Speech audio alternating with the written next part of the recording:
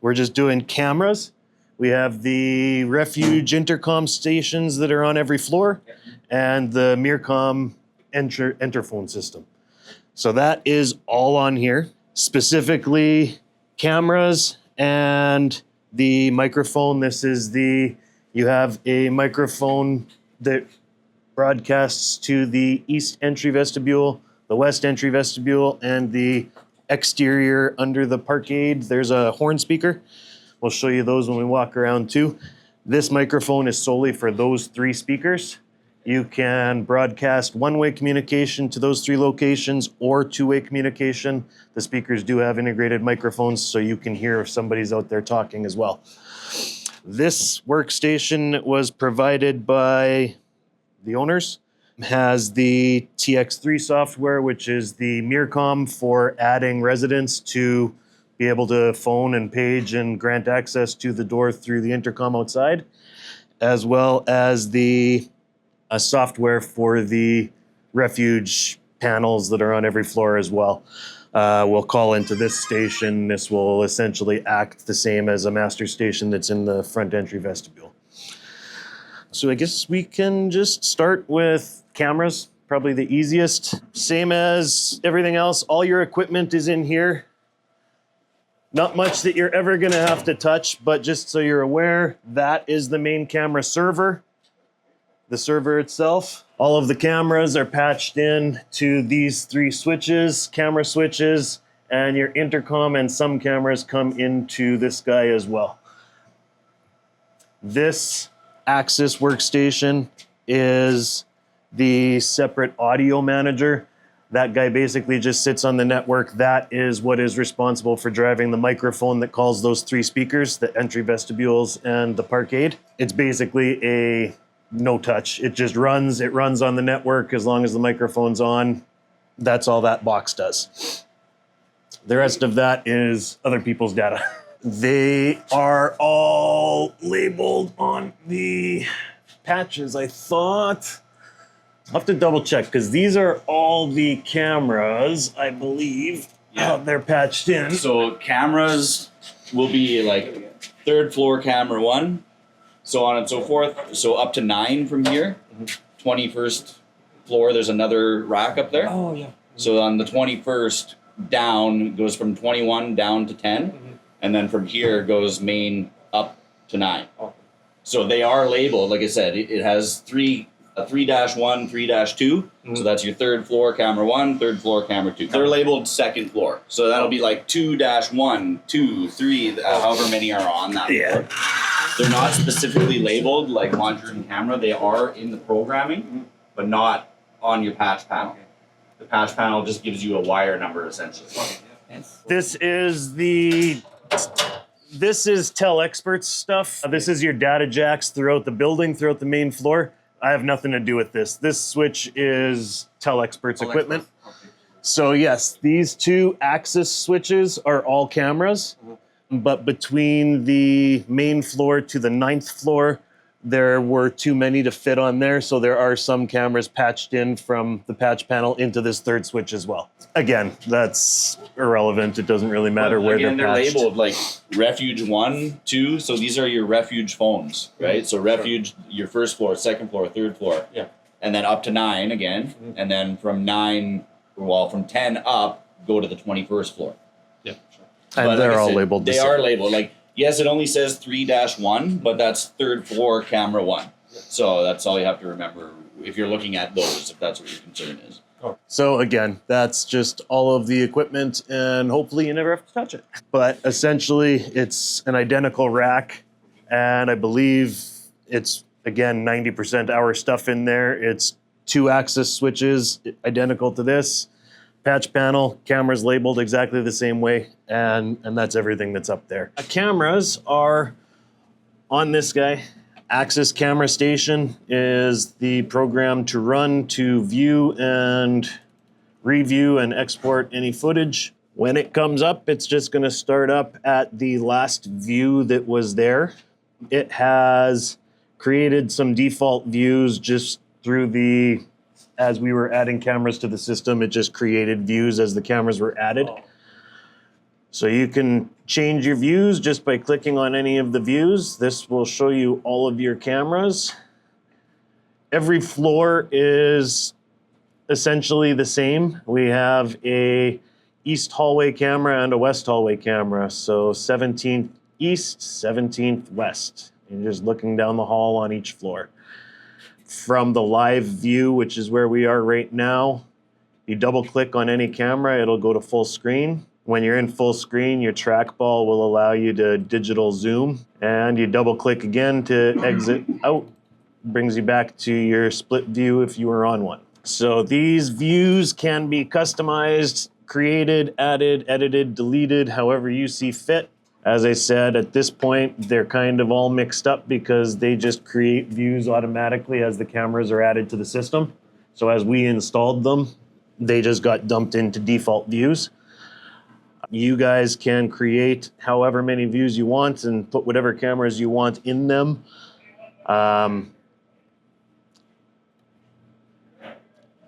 Some cameras were given specific names, such as the southwest parking lots, back entrance. If you want to change views, create new views, edit views, you have to do that by the specific camera. On the tree on the left, you have your Views tab, which shows all the views that were already made. You also have a Cameras tab that shows all of the cameras that are in the system. If you want to view any camera at any time, you can just click and drag it over, and it will drop on. Show you every camera that you want to look at. If you want to create a new view, click on the plus button, New View. You can create a new split view.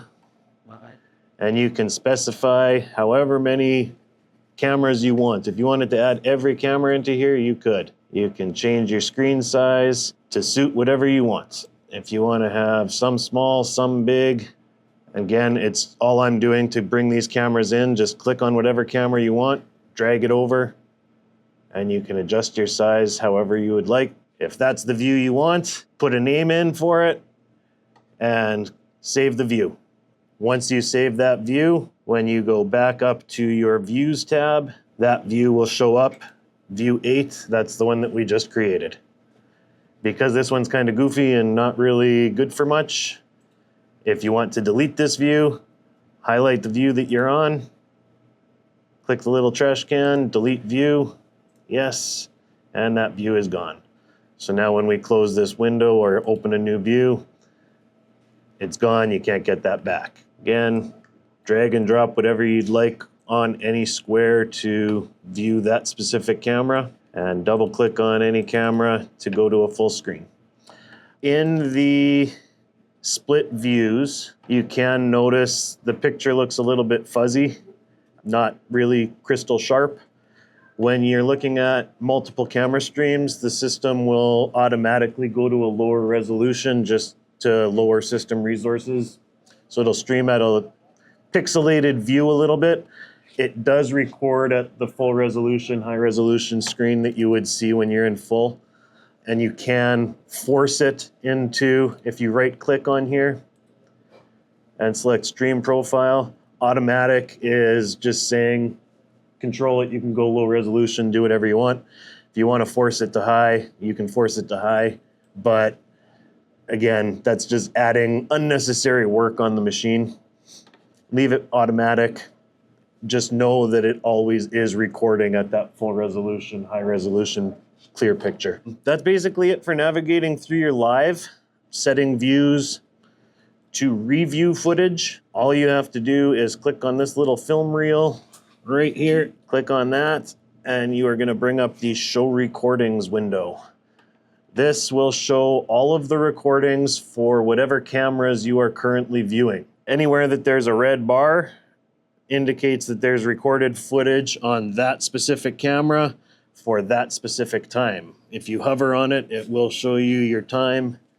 And that's why you've got gaps in between. Nobody's been on the 16th floor, so there's nothing on 16, 19. If you want to view that specific footage, double click, click play. That is the 11th floor east. You can go full screen on it. There's your recorded footage. So at 11:30, painter was painting.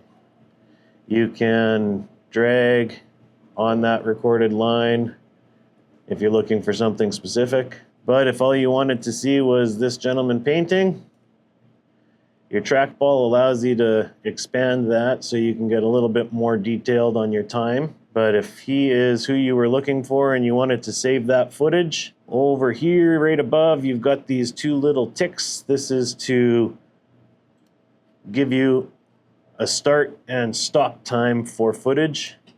So again, you just click and drag your end time and your start time. That is your block of footage for the selected camera. If you wanted to save that, you click the export button and you click save. You can put a USB directly in the front. You should be able to specify where you want to save. So you can put it wherever you want. If you want to save it onto a folder on the hard drive on the machine, you can, and then just copy it to a USB later. At this point, I believe the spec was 45. 45 days. Yeah. We've added hard drives and everything to that to meet that spec for the number of cameras. Again, I think that was hard spec at 45 days, so that's where it sits at this point. All the cameras are set to 45. If you want to, southwest of building, southwest rear of building, you're only gonna see 2 at the same time if you've got recorded footage at the same time. So here we've got stacked footage, press play. Now this and this are showing your footage at 2:57 a.m. You'd have to create a separate view with just those 2 cameras and review it that way. It's not gonna let you go full screen on a broken view, no. The cameras are all powered via power over Ethernet off the switch. I believe the switches are on the data UPS. It's an Axis camera system. Axis does have a mobile app that can be configured, so doing on your phone, everything like that is completely possible. Just would need to be configured after. And that essentially is it for cameras. Like I said, if you've used a camera system before, it's pretty intuitive and pretty familiar to how most of them are used. And as it was spec'd again to have a certain percentage of spare licenses. I think there's a total of 90 licenses available in the system, so you can add if there was a need to do so later. There's a lot of hard drives in that machine. It's a heavy server. Before we move to this machine, I'll just go over this mic. Again, this mic is directly run off of the machine that looks exactly like this that's over in the rack. I had mentioned the audio manager. That is this machine. Don't have a label maker on site, so I haven't labeled your buttons yet. I apologize for that, but your buttons here are labeled as such. Basically, as I said, you can talk one way, basically just announce to somebody who's there, or you can go 2 ways so that you can hear them if they talk back. Button 1, 2, 3, 4, 5, 6, 7, 8, 9, 10, 11, 12. Button 1 is one way to the east vestibule, which is main entrance. Button 2 is one way to the west vestibule. Button 3 is one way to the exterior horn. And the way this works, you just push the button and talk, and if somebody was over there, they would hear you. So this is one way to west vestibule, so we won't be able to hear them talk back. I hit 2 way to west vestibule, now you can hear them talking. Hello.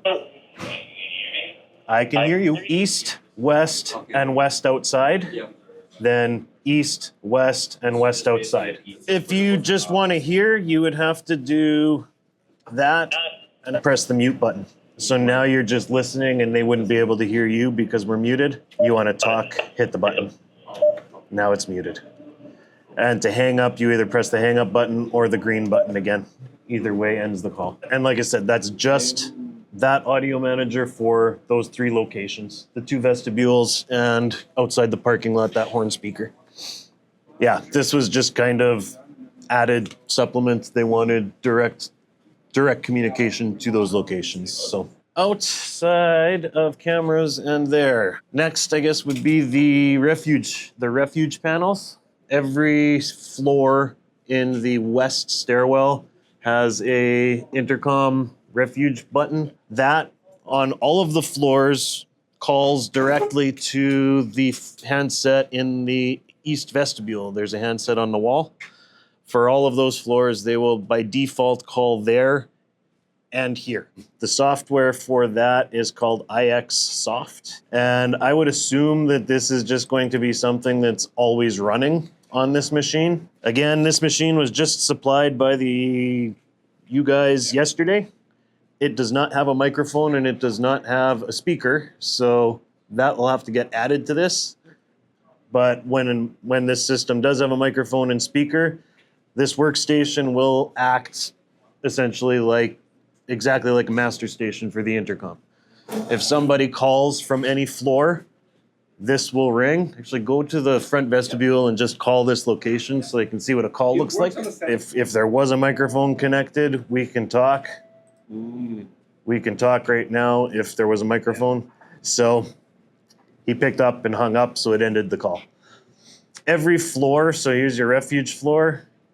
If you click on monitor, you can monitor the cameras on every floor. Every floor has, and again, if there was a microphone and speaker on this workstation, you could talk directly to them. So every floor looks identical as far as where they're located and where they are. And every floor, if somebody calls, will come in exactly the same way. As the system was designed, all of those floor stations call here and the front vestibule. This system, I don't believe is app-based, but I believe a phone does have a PBX interface that would allow calling on an analog phone line. But we would require another phone line and more hardware to make that work.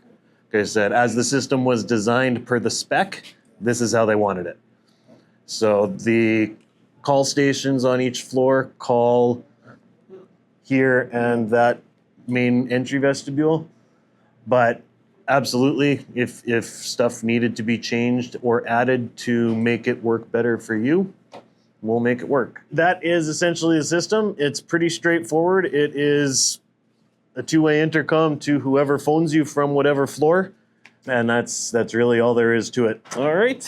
And the last one that is running on this is the software to configure and manage the Interphone Mircom panel on the outside for people to come in, call tenants, and get buzzed in. That is called the TX3 configurator. There is no administrator password at this point. I just left it blank for ease of getting in. This is your main interface. Your main entry panel is the only panel that is on the system. And really all you're ever going to be doing in here is adding and managing your residence list. At this point, the only resident that is in here is named Test, and Test phones my phone. But from outside, you can assign the tenant's name in here, the dial code, so you can enter a tenant, and from the menu on the intercom, you can scroll through and search for a tenant's name,